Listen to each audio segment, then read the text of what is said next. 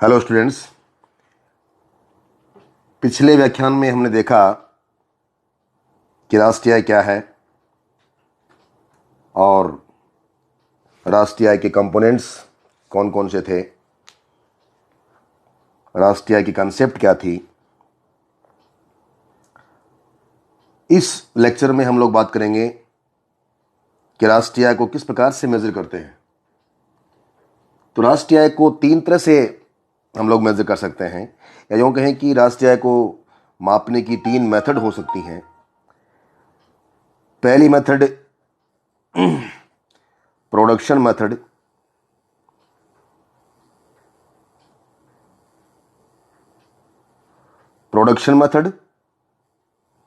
और दूसरी income method,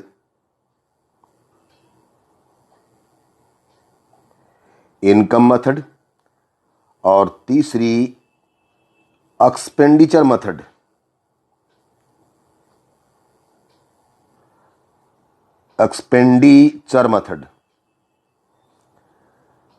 ये तीन मेथड राष्ट्रीय आय को मापने के लिए होती हैं। इसमें पहली मेथड की हम बात करें, प्रोडक्शन मेथड। प्रोडक्शन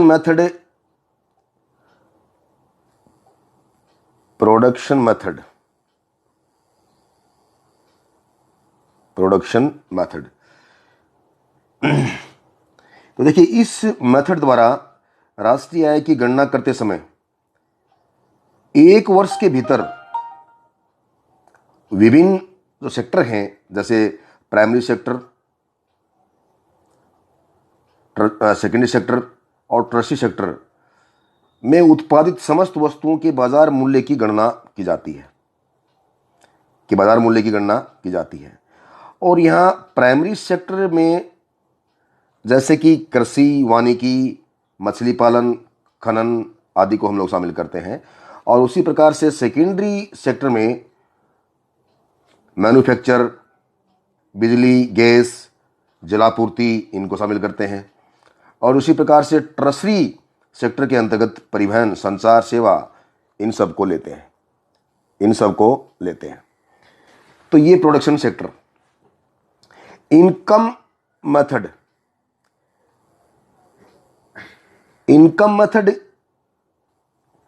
के अंतर्गत राष्ट्रीय आय की गणना करते समय किसी दिए गए वर्ष में मजदूरी,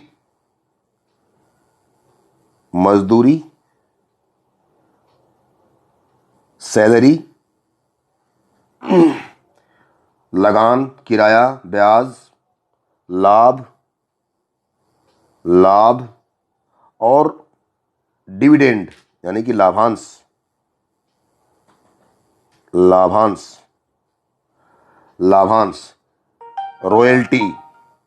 रॉयल्टी, इन सब का योग किया जाता है। एक है एक्सपेंडिचर मेथड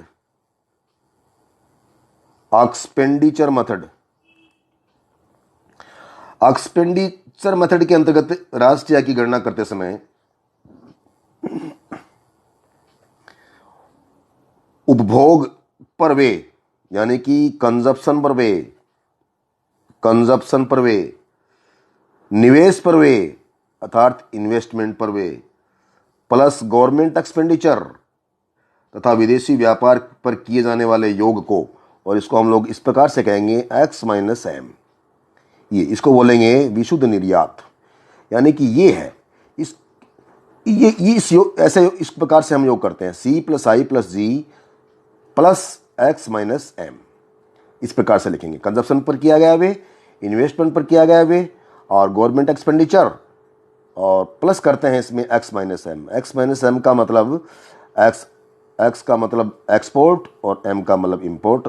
तो माइनस करेंगे तो वो हमारे पास में क्या बचेगा, नेट एक्सपोर्ट। तो ये है एक्सपेंडिचर मेथड।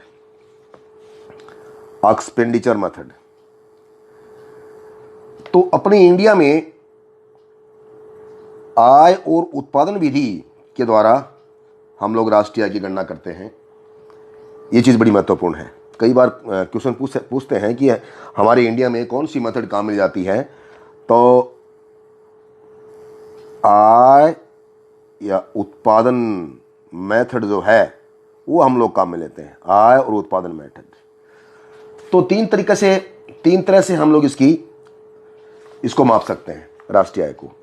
अब बड़ी महत्वपूर्ण चीज़ ये है कि इस राष्ट्रीय आय में किन चीज़ों को शामिल किया जाता है और किन चीज़ों को शामिल नहीं किया जाता है, उसकी हम लोग बात करें तो जैसे कि पुरानी वस्तुओं का क्रय विक्रय है, sales and purchases of second hand goods. तो जैसे कि इनके सकल राष्ट्रीय उत्पाद में या जीएनपी में केवल चालू वर्ष में उत्पादित अंतिम वस्तुओं और सेवाओं को शामिल किया जाता है।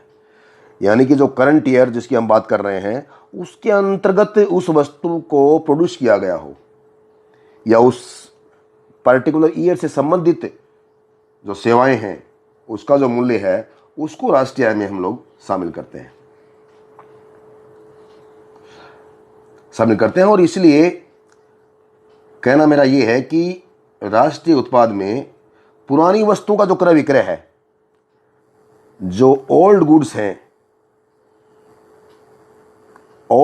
हैं या सर्विसेज हैं,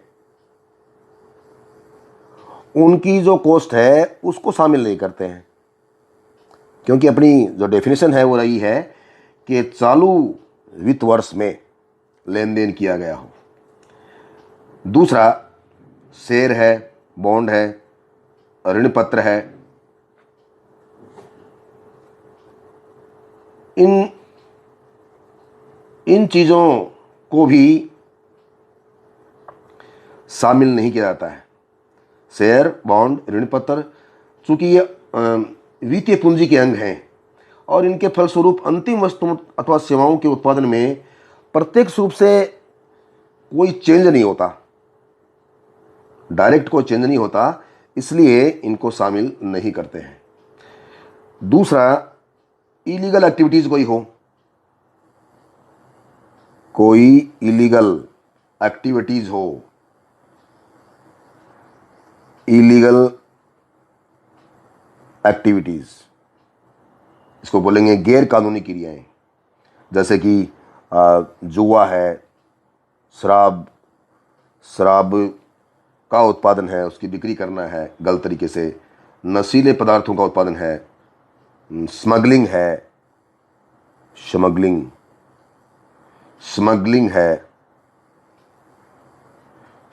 है और इन जो गैर कानूनी जो लेन देन है उनको हम लोग इसमें शामिल नहीं करते हैं राष्ट्रीय आय के अंतर्गत। एक ब्लैक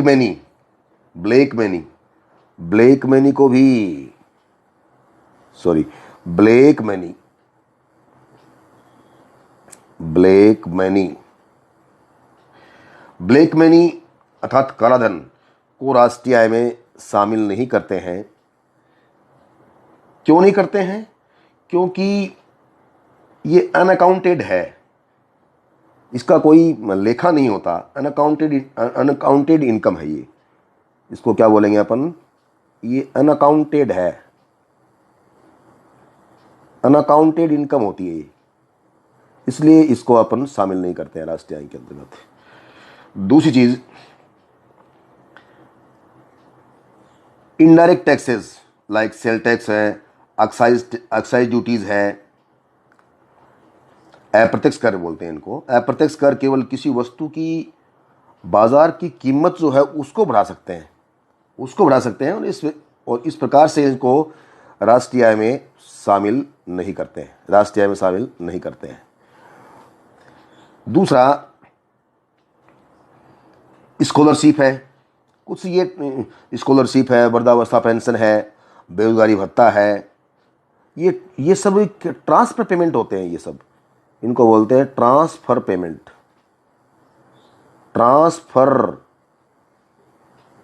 पेमेंट हम इनको बोलते हैं। और ट्रांसफर पेमेंट कौन सी चीज़ होती है? ट्रांसफर पेमेंट का मतलब क्या होता है? हस्तांतरण भुगतान इसको बोलेंगे अपनी हिंदी में, अर्थात ऐसा भुगतान जिसके बदले में कोई आर्थिक क्रिया नहीं की जाती हो, कोई आर्थिक क्रिया नहीं होती है और भुगतान होता है। तो इस प्रकार के भुगतान को हम बोलते हैं ट्रांसफर पेमेंट, हस्तांतरण भुगतान, जिसमें मुख्य रूप से एक आता है स्कॉलरशिप।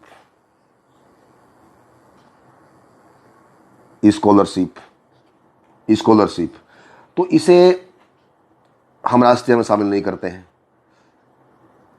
क्योंकि इसके बदले में कोई इकोनॉमिक एक्टिविटीज नहीं होती या कोई सेवा प्रदान नहीं की जाती। इस अर्थ में ये एक हस्तांतरण भुगतान है, इसलिए राष्ट्रीय में इसको शामिल नहीं करते हैं। और दूसरा एक gifts from abroad, gifts from abroad, gifts from abroad यानी कि विदेशों से प्राप्त उपहार जो हैं उसको भी राष्ट्रीय आय में शामिल नहीं किया जाता। क्यों? क्योंकि ये भी एक ट्रांसफर पेमेंट है, ये भी एक ट्रांसफर पेमेंट है, इसलिए भी इसको शामिल नहीं करते हैं। एक है ओल्ड एज पेंशन, वृद्धावस्था पेंशन, ओल्ड एज पेंशन, वृद्धावस्था पेंशन, इसको भी राष्ट्रीय में शामिल नहीं करते हैं, because it is also a transfer payment. बेरोजगारी भत्ता, अनएम्प्लॉयमेंट अलाउंस, बेरोजगारी भत्ता,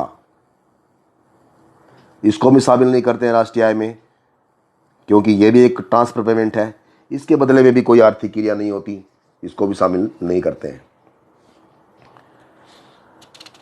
दूसरा, जैसे कि जलपान गृह द्वारा सब्जियों की खरीद है, इसे राष्ट्रीय आय में शामिल नहीं करते हैं, क्योंकि एक मध्यवर्ती उपभोग है। एक ये है मध्यवर्ती उपभोग है, मतलब इंटरमीडिएट, बिकॉज राष्ट्रीय आय के मेजरमेंट में मैंने आपको पहले बताया था कि केवल अंतिम वस्तुओं को शामिल करते हैं, जो अंतिम वस्तु का उत्पाद है उसको हम लोग शामिल करेंगे इसके अंतर्गत। फाइनल गुड्स के वैल्यू को हम लोग शामिल करते हैं। एक महत्वपूर्ण चीज है सर्विसेज रेंडर्ड बाय हाउसवाइज, जो गृहिणी हैं, गृहिणियों के द्वारा जो इनकम या गृहिणियों के द्वारा जो सेवाएं दी जाती हैं, उसको राष्ट्रीय आय में शामिल करें या नहीं करें, तो इसको राष्ट्रीय आय में शामिल नहीं किया जाता है, बिकॉज इसके अंतर्गत एक सेवा भाव छुपा हुआ है, सेल्फ सेटिस्फेक्शन, और इसमें कोई इकोनॉमिक एक्टिविटीज बदले में नहीं की जाती, तो इसलिए भी इसको राष्ट्रीय आय में शामिल नहीं करते हैं। दूसरा, किसी गृहस्थ द्वारा, कोई व्यक्ति है, वो मान लीजिए अवकाश के समय अपने बगीचे में सब्जियां उगाता है,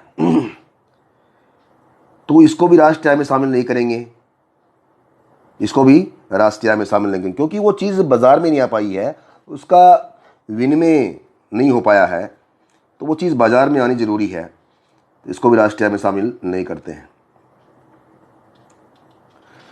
तो ये कुछ चीज़ें हैं जिसको अपन राष्ट्रीय आय में शामिल नहीं करते हैं। दूसरा, एक दलाल या कमीशन, दलाल का कमीशन, माना कि कोई ब्रोकर है, कोई ब्रोकर्स है और उसका कमीशन जो है उसको हम राष्ट्रीय में शामिल करेंगे, उसको हम राष्ट्रीय आय में शामिल करेंगे। देखिए, हमने पीछे क्या देखा है कि पुरानी वस्तुओं को हम शामिल नहीं करते हैं राष्ट्रीय आय में, लेकिन पुरानी वस्तुओं का यदि मुख्य बात यह है कि उसका लेन देन होता है और उसमें कोई ब्रोकर अपना दलाली लेता है, कोई कमीशन लेता है, तो वो उसमें शामिल होगा। तीसरा, सरकार द्वारा जनता को निःशुल्क प्रदान की गई सेवाएं, जैसे निःशुल्क चिकित्सा है, सड़क की रोशनी पर किए गए उसको पर किया गया व्यय है, आदि को राष्ट्रीय आय में शामिल करेंगे। यानी कि इसको अपन कहेंगे free services by government. Free services by government will be included in national income. एक है मालिक द्वारा खुद काबिज मकानों की सेवाएं, इसको भी राष्ट्रीय आय में शामिल हम लोग करेंगे। तो मालिक द्वारा खुद काबिज मकान के आरोपित किराए के मूल्य को राष्ट्रीय आय में हम लोग शामिल करेंगे। इसका कारण ये है कि यदि वे उन मकानों में स्वयं नहीं रहते हैं माना कि, तो उन्हें किराए पर देकर वे किराए के रूप में और आय प्राप्त कर सकते हैं। इस अर्थ में हम शामिल करते हैं इसको राष्ट्रीय आय में। दूसरा, इनकम ऑफ एक्टर्स। किसी एक्टर की इनकम है, किसी सिंगर की इनकम है, और किसी डांसर की इनकम है, ये सब राष्ट्रीय आय में शामिल होती है। ये सब राष्ट्रीय आय में शामिल होती है। एक डिविडेंड, एक होता है डिविडेंड, डिविडेंड्स, इसको राष्ट्रीय आय में शामिल करते हैं। यानी कि उसको क्या बोलेंगे, लाभांश। लाभांश, लाभांश निगमों को प्राप्त होने वाले लाभ के ही भाग हैं। ये जो कंपनियां हैं, इनको प्राप्त होने वाले लाभ का भाग है, और इसलिए राष्ट्रीय आय में शामिल किया जाएगा। अगला, सेवानिवृत्ति पेंशन। जो रिटायरमेंट पे तो पेंशन मिलती है, तो यह कर्मचारियों के पारिश्रमिक का भाग है, उसने मेहनत की हुई है, इसलिए राष्ट्रीय आय में शामिल होगी। अगला, कच्चे माल की सूची में परिवर्तन, इसे राष्ट्रीय आय में शामिल किया जाता है, क्योंकि ये माल सूची निवेश या पूंजी निर्माण का भाग होता है। इसको बोलते हैं change in stock, change in stock of raw material,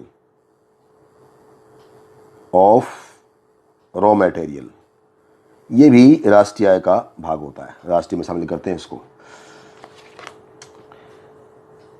एक दूसरा है income of the persons engaged in their own business. जो यानी कि स्वयं के व्यवसाय में जो लगे व्यक्ति हैं, स्वयं के व्यवसाय में जो लगे व्यक्ति हैं, और उनकी जो इनकम होती है उसको राष्ट्रीय आय में शामिल करते हैं, राष्ट्रीय आय में शामिल करते हैं। तो ये कुछ चीज़ें हैं जिनके बारे में हमने जाना कि किन चीज़ों को राष्ट्रीय आय में शामिल करते हैं और किन चीज़ों को राष्ट्रीय आय में शामिल नहीं करते हैं। एक दूसरी चीज़, महत्वपूर्ण चीज़ है जीडीपी। जीडीपी की हम लोग कई बार बात करते हैं कि जीडीपी की कौन कौन सी मदें हो सकती हैं, क्या हम लोग इसके लिए क्या कौन कौन सी चीज़ें हम इसके जोड़ते हैं। तो जीडीपी के अंतर्गत एक तो सरकारी अंतिम उपभोग, सरकारी अंतिम उपभोग, दूसरा निजी अंतिम उपभोग, और एक सकल स्थिर पूंजी निर्माण।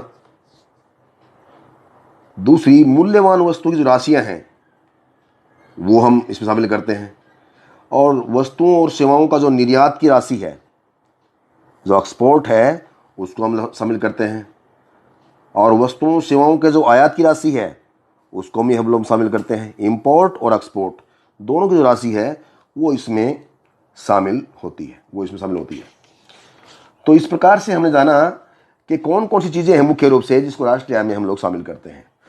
धन्यवाद।